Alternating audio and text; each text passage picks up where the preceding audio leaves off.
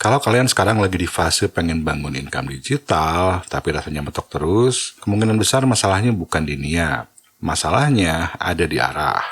Saya lihat pola ini berulang, banyak orang yang sebenarnya udah usaha, udah belajar AI, coba bikin konten, nonton puluhan tutorial, loncat dari satu topik ke topik lain, tapi hasilnya sama, nggak nyambung, nggak berkembang, dan jalan di tempat.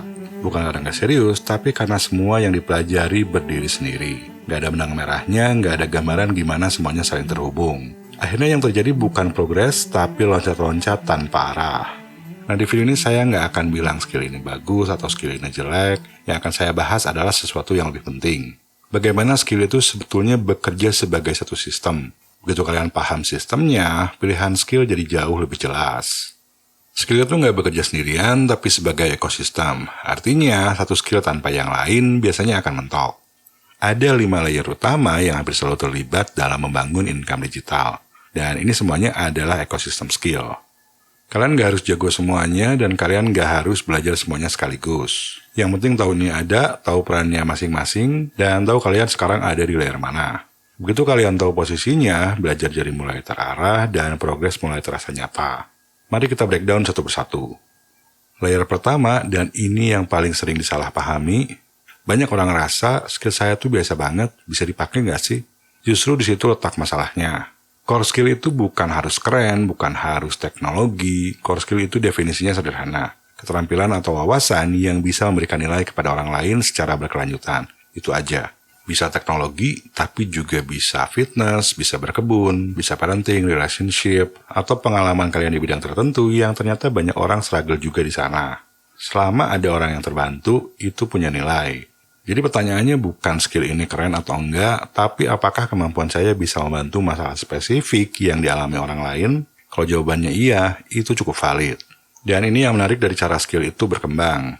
Di awal saya belajar desain grafis, itu saya mulai bisa ngelihat koneksinya ke web design. Dan saya tertarik untuk masuk ke situ. Terus dari web design itu saya juga melihat koneksi ke web programming. Bahkan sampai juga mempelajari bagaimana membangun server, dan akhirnya saya menjadi full stack developer. Itu semua terjadi bukan karena saya ngerencanain di awal, tapi karena satu skill itu bisa membuka pintu ke skill selanjutnya. Tentunya kalau kita bisa melihat koneksinya. Core skill yang solid biasanya punya 3 karakter. Ini bisa didalami terus, tidak cepat hilang relevansinya, dan berkembang seiring waktu. Jadi bukan yang musiman, bukan yang tergantung tren. Dan ini yang ingin saya tekankan, kalian itu nggak perlu punya banyak skill dulu. Cukup satu, karena tanpa core skill, layer-layer berikutnya nggak akan punya fondasi. Untuk layer kedua, dan ini yang paling sering salah posisi, banyak orang hari ini mulai dari sini. Belajar AI dulu, ngulik tools dulu, coba semua platform dulu, padahal itu cuma alat bantu. Digital literasi itu secara sederhana adalah kemampuan untuk memahami dan menggunakan teknologi dengan benar. Bukan sekadar bisa pakai tools, tapi tahu kapan, kenapa, dan untuk apa digunakan. Cakupannya memang luas, tapi yang paling krusial untuk kalian yang baru mulai adalah berpikir kritis dulu. Nah, setelah itu baru bisa pelajari tools dasar, workflow digital, keamanan akun, dan juga AI yang sekarang banyak orang bicara soal ini. Soal AI, saya ingin luruskan satu hal dulu. AI itu bisa mempercepat, tapi dia butuh sesuatu untuk dipercepat. Dan kalian juga harus tahu cara mengarahkannya. Kalau nggak ada arah, AI justru makin bingung, atau yang paling berbahaya, kalian cuma ngikutin apa yang dikatakan AI tanpa tahu kenapa. Terasa produktif, tapi hasilnya nihil. Ini pola yang cukup umum sekarang. Orang pakai AI untuk nulis konten, bikin rencana bisnis, riset pasar, tapi karena nggak punya core skill dan sistem yang jelas, semua output itu jadi nggak kemana-mana. Fungsi sebenarnya dari digital literasi itu ada 2, mempercepat kerja dan membantu berpikir. Ini termasuk riset. Jadi bukan menggantikan proses berpikir itu sendiri. Digital literasi juga nggak harus semua dikuasai di awal, tapi bisa dikembangkan sambil jalan seiring kalian tahu tools apa yang benar-benar dibutuhin. Dan itu jauh lebih efektif daripada belajar semuanya sekaligus di awal. Layer ketiga, dan ini yang paling sering jadi bottleneck diam-diam. Banyak orang sebenarnya udah punya skill, udah tahu sesuatu yang berguna, tapi nggak kepake atau nggak jadi duit. Nah sebabnya, karena mereka nggak bisa menjelaskannya. Skill tanpa komunikasi adalah nilai yang tidak terlihat. Communication skill itu secara sederhana adalah kemampuan untuk menyampaikan ide dengan jelas supaya orang lain paham. Bukan berarti harus jago public speaking, bukan berarti harus punya karisma besar. Walaupun itu membantu, tapi simpelnya bisa membuat sesuatu yang ada di kepala kalian masuk ke kepala orang lain. Bentuknya bisa macam-macam, menulis, storytelling, copywriting, persuasi. Kalau kalian baru mulai, pilih satu dulu aja. Saya menyarankan untuk memilih storytelling atau copywriting salah satunya, karena bisa punya dampak langsung ke hampir semua hal yang akan kalian lakukan. Saya sendiri mulai dari menulis, tepatnya copywriting. Ini karena saya cenderung pemalu ya, dan waktu podcast dan video mulai ramai, saya nggak langsung tertarik untuk masuk ke sana. Ada keraguan yang cukup lama karena public speaking skill saya jelek banget. Tapi hal itu justru membantu karena saya mulai dari tulisan, fondasinya itu sebetulnya sudah terbentuk. Jadi skill menulis itu walaupun biasa-biasa, jadi kepake untuk nulis skrip video. Ya, dan akhirnya saya paksakan untuk bikin video sambil baca skrip. Dua fungsi paling krusialnya adalah membuat orang paham dan dari situ membangun kepercayaan. Karena di dunia digital itu orang nggak bisa merasakan skill kalian langsung, mereka hanya bisa menilai dari apa yang kalian komunikasikan. Banyak orang punya skill bagus tapi nggak bisa mengartikulasikannya. Nggak bisa menjelaskannya dengan sederhana, nggak bisa membuat orang lain mengerti kenapa itu penting. Akhirnya nilainya tidak terlihat, dan kalau tidak terlihat, maka tidak ada yang menghargai. Tapi di titik ini malah banyak orang yang menyimpulkan, kayaknya skill saya nggak cukup bagus. Padahal masalahnya belum tentu di skillnya, tapi cara menyampaikannya. Terus gimana cara melatihnya? Jawabannya sederhana, yaitu lewat praktek. Dan di dunia digital, praktek paling realistis itu adalah membuat konten. Bukan harus langsung bagus, tapi konsisten menyampaikan apa yang kalian pelajari, pahami, dan alami. Disitulah communication skill bisa terbentuk. Layer keempat, dan ini biasanya titik di mana kelihatan jelas siapa yang benar-benar bergerak dan siapa yang masih di fase rencana. Production skill itu adalah kemampuan untuk mengubah ide menjadi sesuatu yang nyata secara konsisten. Bukan sekali dua kali, tapi berulang kali. Apapun bentuk outputnya, intinya satu. Ada sesuatu yang bisa dilihat, dikonsumsi, dan dinilai oleh orang lain. Karena yang dihargai itu outputnya, bukan idenya. Di awal-awal saya itu pernah terjebak dalam mode belajar dan perencanaan, menunda-nunda eksekusi, karena mencari-cari sesuatu yang sempurna, padahal sebetulnya nggak ada. Dan satu hal yang bikin saya sadar itu tidak adanya progres yang nyata, nggak ada juga output yang bisa saya evaluasi.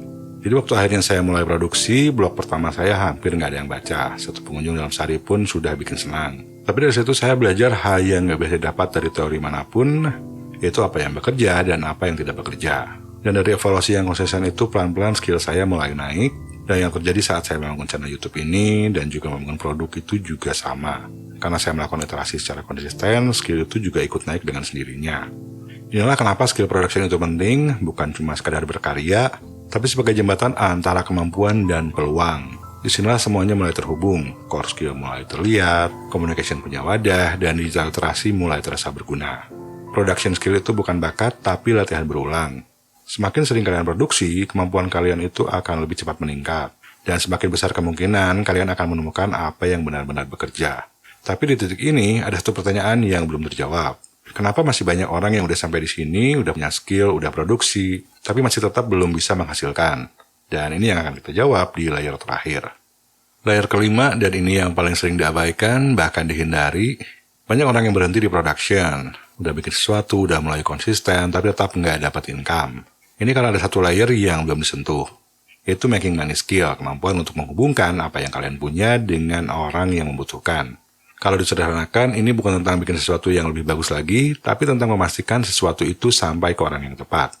Dan ini realita yang sering nggak nyaman. Kalian bisa punya skill bagus, bisa bikin output bagus. Tapi kalau nggak ada distribusi, maka nggak ada yang akan ngeliat. Dan kalau nggak ada yang ngeliat, udah pasti nggak akan dapet duit, atau nggak ada yang beli.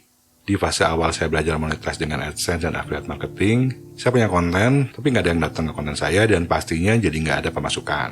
Karena pada saat itu saya belum paham caranya menjangkau orang. Saya nggak tahu siapa yang sebenarnya butuh, dan saya juga nggak tahu gimana caranya menyampaikan nilai dalam konteks market. Jadi koneksi nilai dan audiens itu belum terbentuk. Core skill jadi sumber nilai, production membuatnya nyata, communication membuatnya dipahami, digital literasi mempercepat, dan making money skill membuat semuanya menjadi income. Oke, tapi saya harus mulai dari mana? Dan itu adalah pertanyaan yang sering muncul setelah ini semua. Karena kalau salah mulai, kalian balik lagi ke kondisi awal, overwhelmed, bingung, dan akhirnya berhenti. Jadi kita sederhanakan, nggak perlu belajar semuanya sekaligus.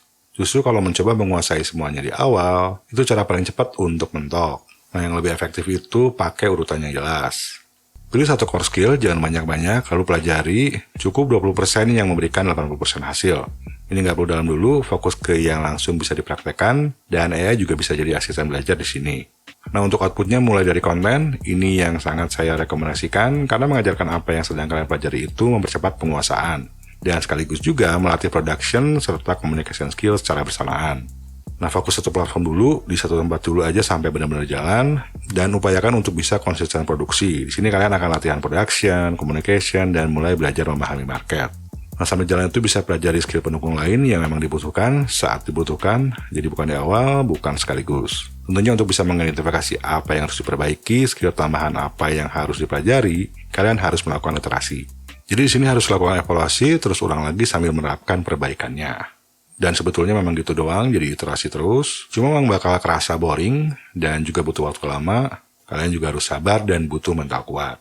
Nah, untuk kalian yang masih kerja full time, itu jangan langsung keluar ya. Tapi lakukan ini secara paruh waktu dulu. Nggak perlu nunggu siap, nggak perlu nunggu waktu kosong yang banyak. Yang penting sistemnya realistis dan bisa dijalankan. Membangun konten dan audiens adalah tempat terbaik untuk belajar semua skill ini secara bertahap, semuanya dalam satu sistem yang saling terhubung. Dan AI adalah akselerator, bukan pengganti otak kalian. Soal AI itu gunakan, manfaatkan, tapi posisikan yang benar. Kalau fondasinya udah ada, AI bisa benar-benar mempercepat ke arah yang benar. Tapi kalau nggak ada, AI akan membuat kalian bergerak lebih cepat ke arah yang salah. Saya mau kembali ke satu pertanyaan yang sering dikhawatirkan di zaman sekarang, yaitu skill apa yang nggak bisa digantikan AI. Kelihatannya logis, tapi sebetulnya itu pertanyaan yang salah. Karena arah berpikirnya defensif, seolah-olah kita sedang menghindari sesuatu.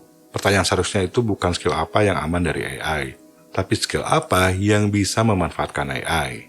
Kalau kalian mulai dari skill, kalian punya nilai. Kalau kalian bangun sistem, kalian punya arah dan konsistensi. Baru ketika AI masuk, dia jadi leverage, mempercepat apa yang udah jelas. Tapi kalau urutannya kebalik, mulai dari AI tanpa skill, tanpa sistem, yang terjadi bukan leverage. Itu malah jadi distraksi dan nggak ada yang jelas. Kalian akan coba banyak hal, bikin banyak output, tapi nggak akan ada yang benar-benar berkembang. Jadi pada akhirnya ini bukan soal skill mana yang paling canggih atau skill mana yang paling future-proof. Pertanyaannya jauh lebih sederhana dan lebih jujur. Skill apa yang sedang kalian bangun sekarang? Dan apakah kalian tahu bagaimana semuanya saling terhubung? Kalau itu udah jelas, arah kalian juga akan jelas. Nah, kalau kalian masih bingung milih core skill atau mentok saat belajar, kalian bisa nonton salah satu dari video yang muncul di layar.